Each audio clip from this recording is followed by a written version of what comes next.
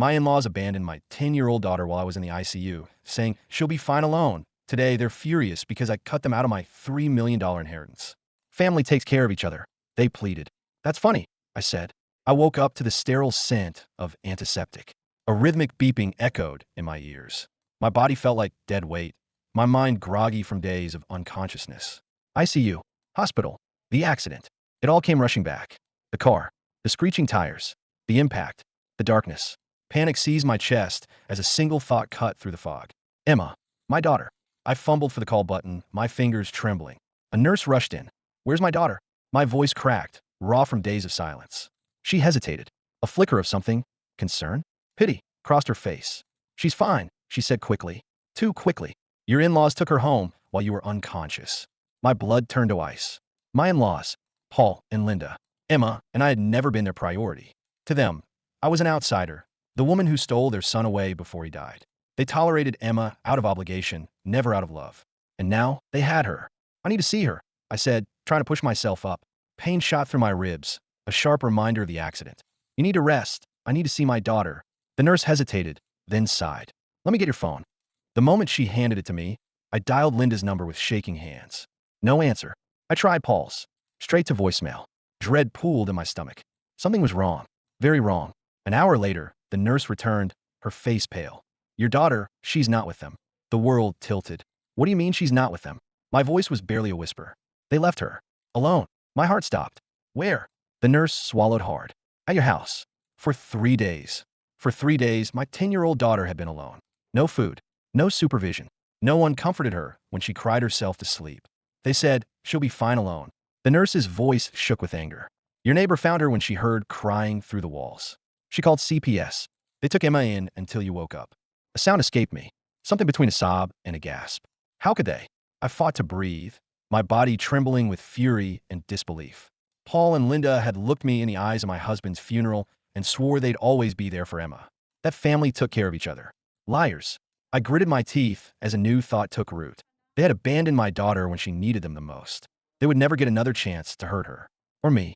I signed the hospital discharge papers with a hand that barely stopped shaking. My body was still weak, but my rage? That was stronger than ever. Emma was waiting for me at the CPS office, her little hands clutching a stuffed rabbit, one of the few things she had left from before my accident. When she saw me, her lip trembled and she ran straight into my arms. I was scared, Mommy, she whispered against my chest.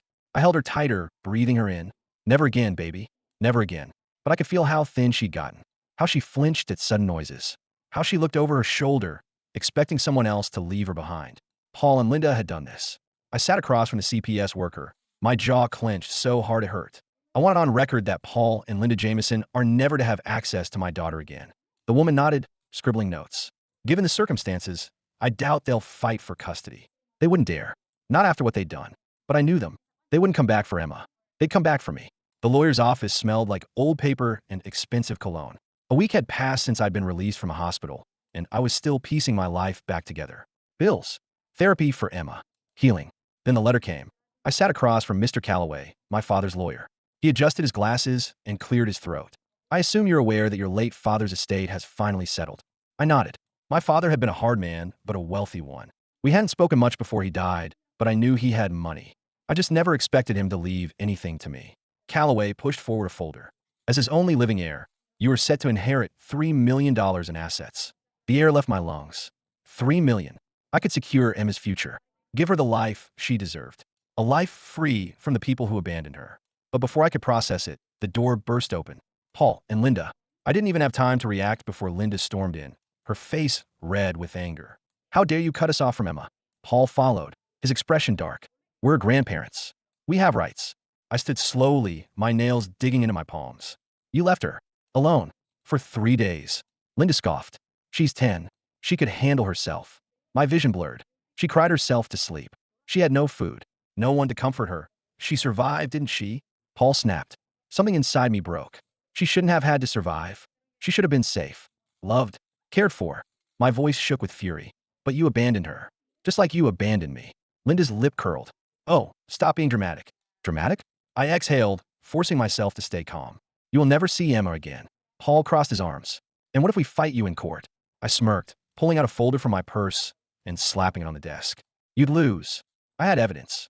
The neighbor's report, the CPS file, security footage of them dropping Emma off at my doorstep and driving away. They paled. Then Linda's eyes flickered to the inheritance documents. Her expression shifted, calculating. We should move past this, she said suddenly, voice soft. Fake. We're family. And family take care of each other. I laughed. Actually, I laughed. That's funny, I said, because when I was dying in a hospital bed, you didn't take care of Emma. Or me. Paul clenched his jaw. You're making a mistake. No, I'm finally doing what I should have done years ago. I grabbed the inheritance folder and stood. I'm cutting you out of my life. For good. I turned to leave, but Paul's next words made me stop cold. You think this is over? He hissed. You owe us. And we're going to get what's ours. I glanced over my shoulder, meeting his glare head on. You never had anything to begin with. And with that, I walked out, Emma's future clutched tightly in my hands. For the first time in years, I felt free. Cutting Paul and Linda out of my life was like removing a cancer that had been poisoning me for too long.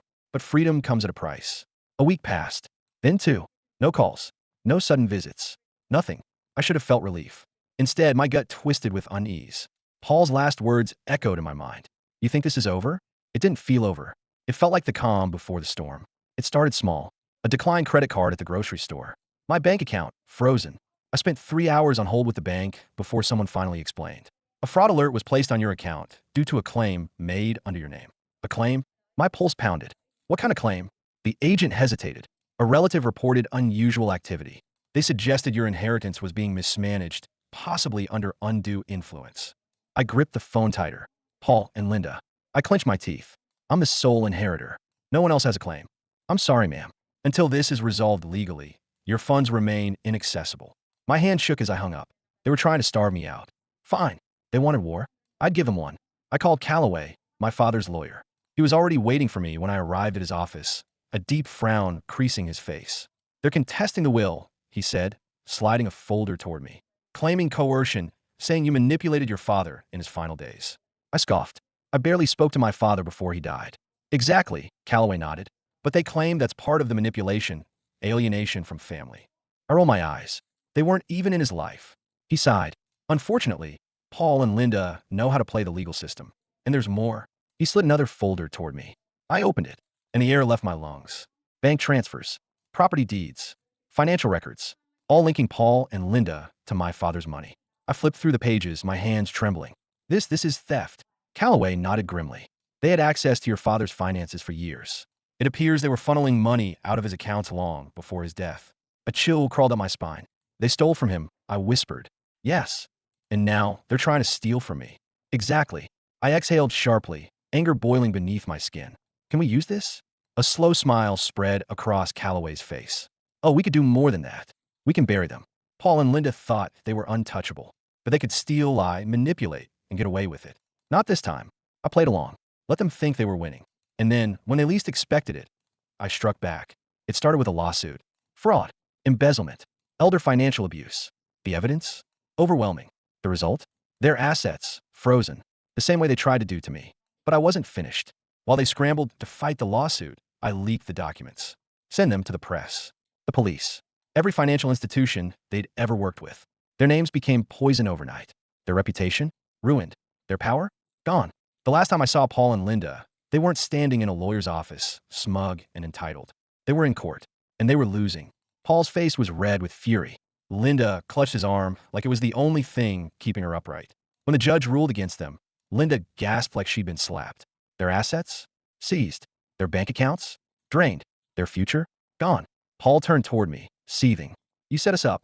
I met his gaze, unflinching. No, you set yourself up the moment you stole from my father. Linda's voice cracked. We're family. I leaned in, voice low and ice cold. No, we never were. They had chosen greed over love, betrayal over loyalty, and now they were paying the price. I stood, smoothing out my coat.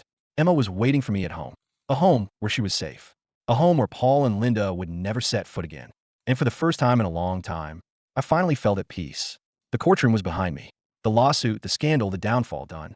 Paul and Linda had lost everything. And yet, I still couldn't shake the feeling that it wasn't over, that they wouldn't just disappear. Because people like them, they don't know how to lose. For weeks, things were quiet. Emma and I started rebuilding.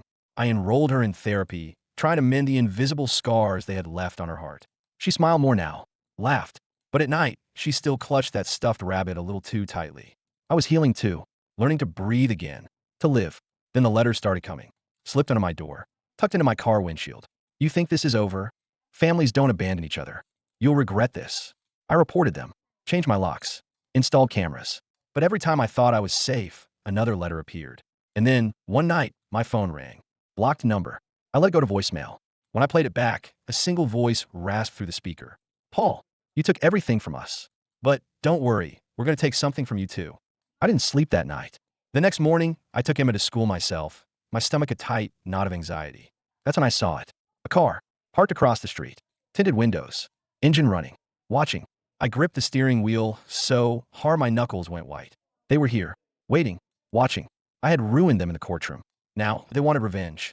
I wasn't going to let them take another thing from me. I went straight to Callaway. I need everything you have on them. Everything. His brow furrowed. Legally, we've done all we can. Then let's get illegal, I snapped. His lips twitched. I thought you'd never ask. We dug deeper. Past the fraud. Past the stolen money. And what we found, it was worse than I ever imagined. Years of financial schemes. Hidden offshore accounts. Evidence of bribery. Enough to bury them forever. But I needed something more. Something that would make sure they never crawled back out. And that's when I found it.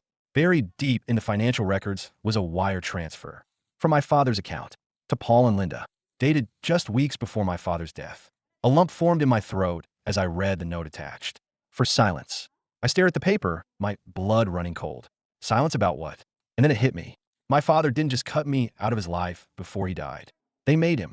They had been stealing from him, manipulating him. And when he caught on, they paid him off to keep quiet. Or worse, did they do something to him? I took the evidence straight to the police. By morning, Paul and Linda's names were all over the news again. Only this time, it wasn't just fraud charges. It was a full-blown criminal investigation. And then, like rats trapped in a corner, they did the only thing they knew how to do. They ran straight into the hands of the FBI. The last time I saw them, they were being dragged out of a dingy motel, handcuffed and furious. Paul thrashed against the officers. Linda sobbed. When they saw me watching, Paul sneered. You think you've won? I tilted my head, smiled. No, Paul. I know I have. He lunged, but the officers shoved him into the back of the police car. Linda's voice was hoarse, desperate. Please, we're family. I took a step closer, met her tear-filled gaze. You were never my family. And this time I meant it. I turned and walked away, Emma waiting for me in the car. We were free, truly free. Paul and Linda were gone, handcuffed, hauled away like the criminals they were. But even as I watched them disappear behind flashing red and blue lights, I knew something deep in my bones. This wasn't just an ending. It was a reckoning. Their trial was a circus. The media had a field day, wealthy couple exposed in decades-long fraud scheme. Reporters dug up everything. Every lie, every theft, every life they had ruined. And when the evidence of my father's suspicious final days came to light, their fate was sealed. The charges stacked higher and higher until there was no way out. No loopholes, no plea deals. They were done. Sentenced to 25 years in federal prison. No more stolen money. No more manipulation. No more lurking in the shadows, waiting for the perfect moment to strike. For the first time in years, I could finally breathe. Emma slept better at night. She no longer flinched when she heard footsteps outside. No longer had nightmares of being abandoned. She was healing. One day, she came home from school with a painting. Bright colors, big smiles. A picture of our house, just the two of us. I knelt beside her, brushing hair from her face. Tell me about this. She grinned, pointing to the two figures. This is you, and this is me. My throat tightened. And what's this? I pointed to the golden swirl above us. She giggled. That's the sun. It means we're safe now. I pulled her into my arms, pressing a kiss to the top of her head. Yeah, baby. We are. Months passed.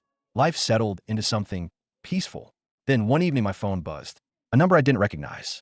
Against my better judgment, I answered. A familiar voice rasped through the speaker. Linda, please, she whispered. I need to see you. I almost hung up. Almost told her to rot in prison. But something in her voice stopped me. Desperation. Fear. So I went. The prison was cold. Sterile. The kind of place that stripped people down to their bones. When Linda walked in, she wasn't the same woman I had known. Her expensive clothes were gone. Her hair, once perfectly styled, was limp and graying. She looked hollow. I sat across from her, silent, waiting. She swallowed hard. I don't expect forgiveness. I didn't respond. She took a shaky breath. Paul's dead. The words barely registered. I blinked. What? She let out a choked sob. Heart attack. 3 months in. They said the stress got to him. I studied her. The sadness in her eyes. The way her hands trembled. But I felt nothing. Just emptiness. He was all I had, she whispered. And now I have no one. I tilted my head.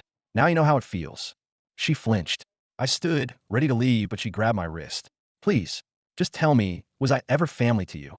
I looked down at her, the woman who had abandoned my daughter, who had stolen, manipulated, destroyed lives, all for greed.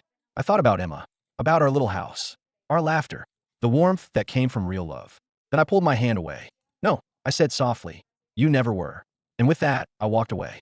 A year later, on a warm spring afternoon, Emma and I stood on a beach, watching the waves roll in. She was running along the shore, her laughter carried by the wind. I smiled, closing my eyes for a moment. No more fear, no more ghosts from the past. Just us. And that was enough.